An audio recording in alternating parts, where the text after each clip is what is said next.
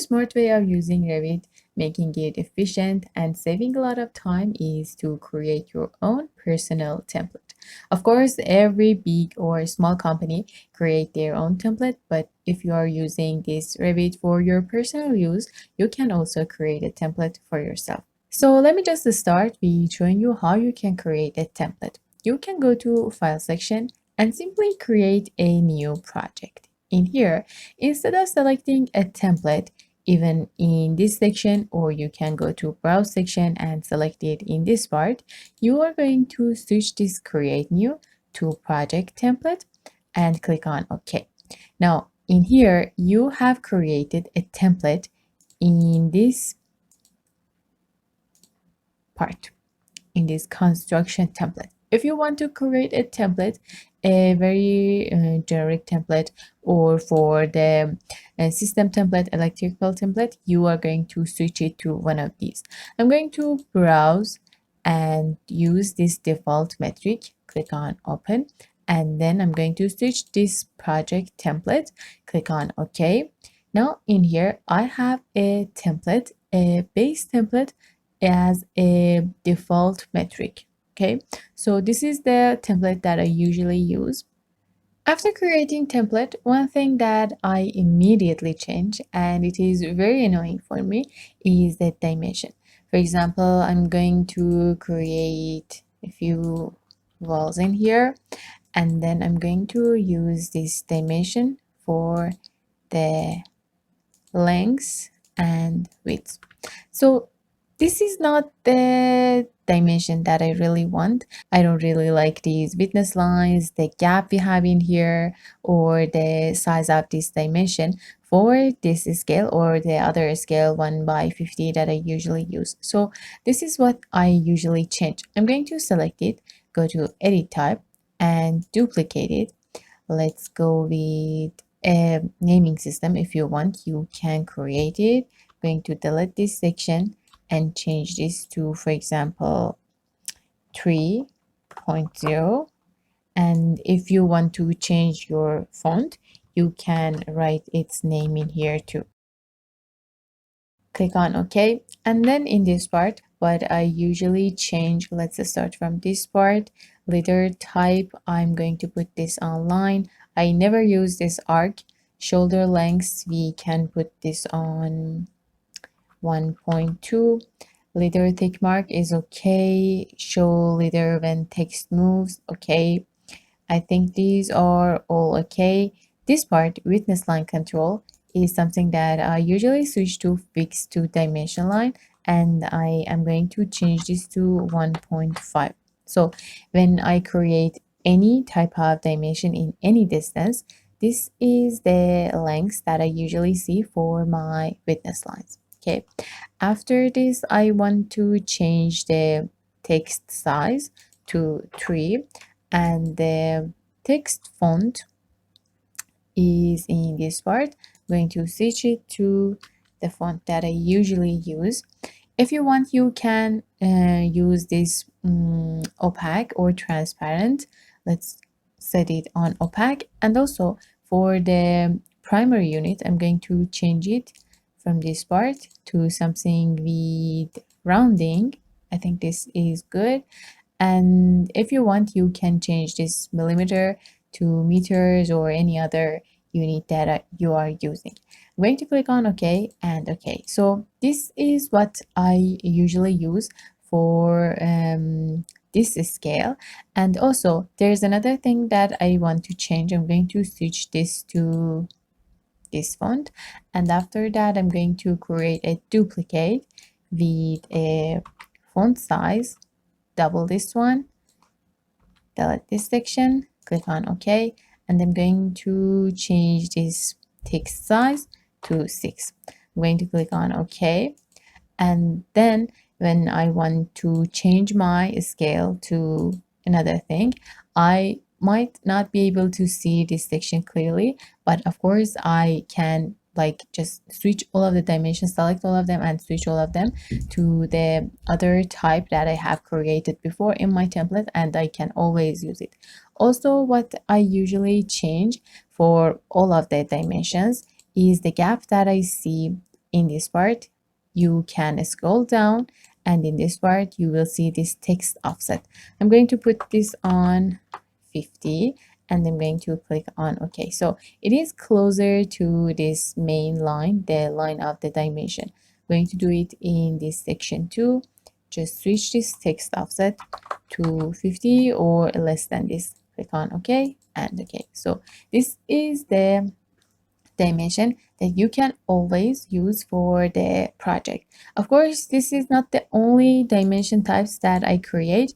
I usually create like 10 or 20 for any new template that I create, and it is very useful and saves you a lot of time. The next thing that I usually change for my template is the view template itself.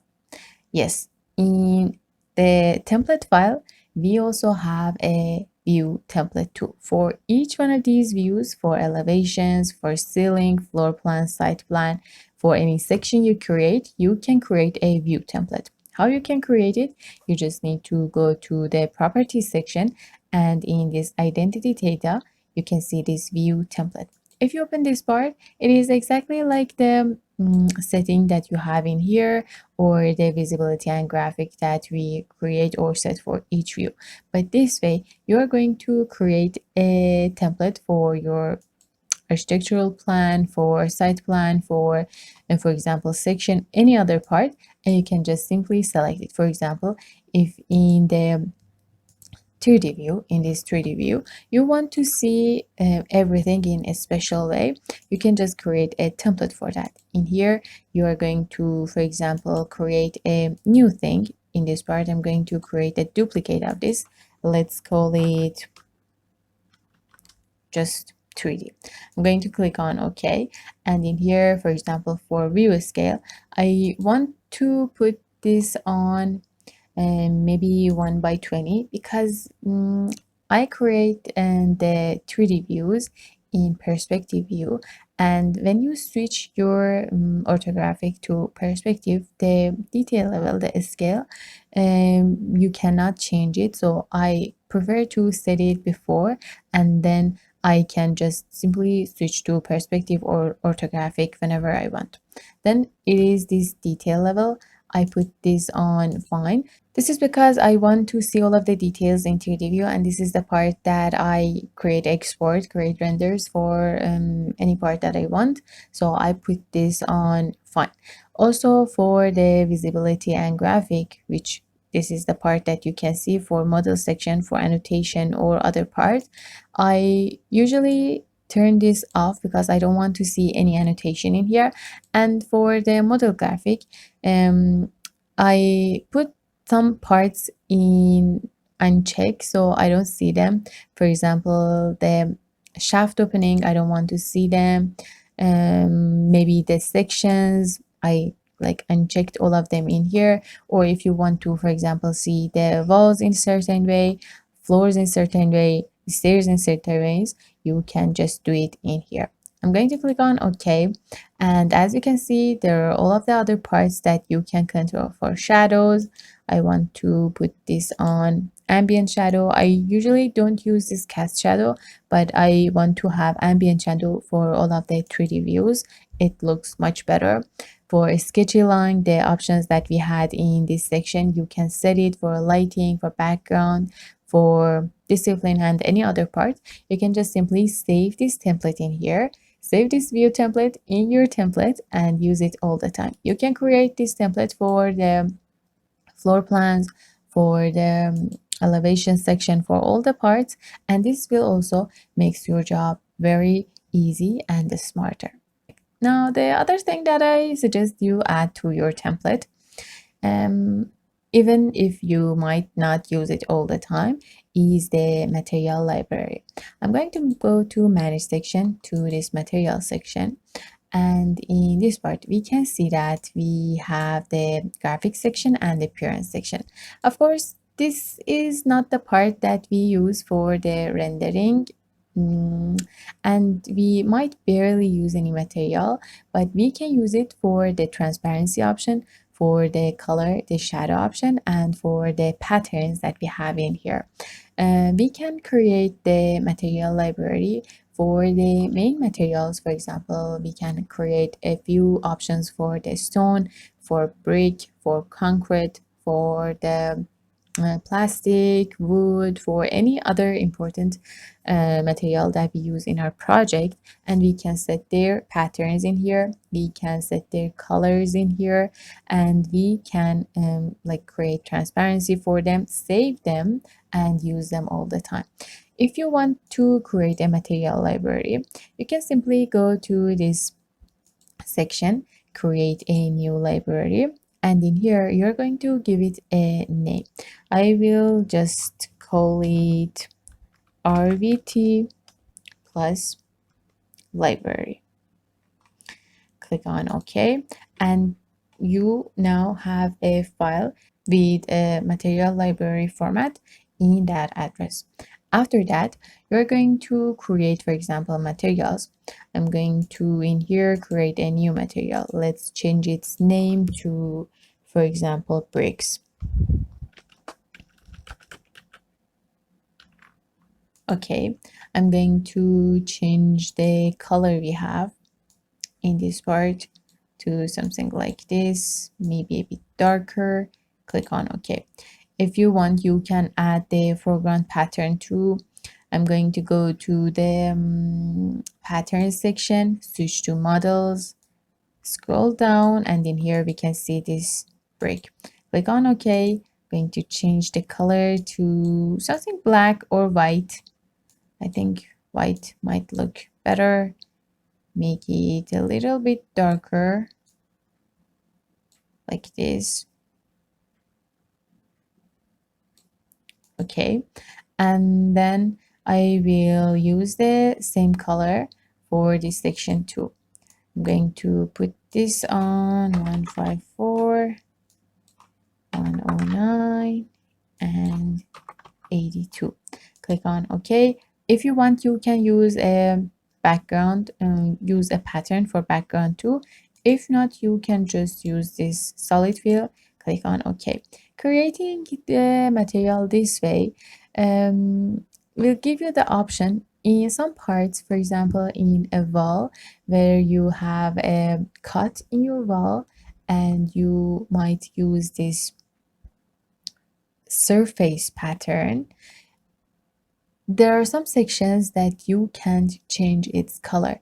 When you add the shading, when you add a color to the shading, those gray sections by default will catch this color, and the whole wall you create will look more united. Okay. After this, if you want, you can add a cut pattern too with another like pattern. I'm going to go to foreground. This is the pattern for brickwork. I'm going to click on OK. For this part, I'm going to use a darker color, something like this. Click on OK. If you want, you can add a background color for this section too. I'm going to go with some options this way. For the pattern, I will go with solid fill and click on OK. So now you have created a brick material, and this is for your project. You want to add it to your library. Right click on this and use this add to option, RVT plus library, or you can add it to the favorite. You can keep this material in this template. I'm going to use this add to RVT plus library, and if I open this part and open existing library, which is this option, click on open, we will have this option in here. I'm not going to move this back, and I will keep it in here. So this is just one material that we create and add it to our library. Exactly like this, you can add a lot of different materials to your library and keep them where you want them to be. Also, this is not only for the materials themselves. If you want, you can create the patterns too. I've talked about this before. You can check it in top right corner if you are interested. And this way, you will have a customized material library and a customized template that you can use for your project. So these are the tools that I definitely add to my template no matter what. And of course, there are a lot more than this. If you're interested in learning more about this topic, about the whole template thing, you can watch this video in here. I really hope you enjoyed watching this tutorial, and I will see you next time.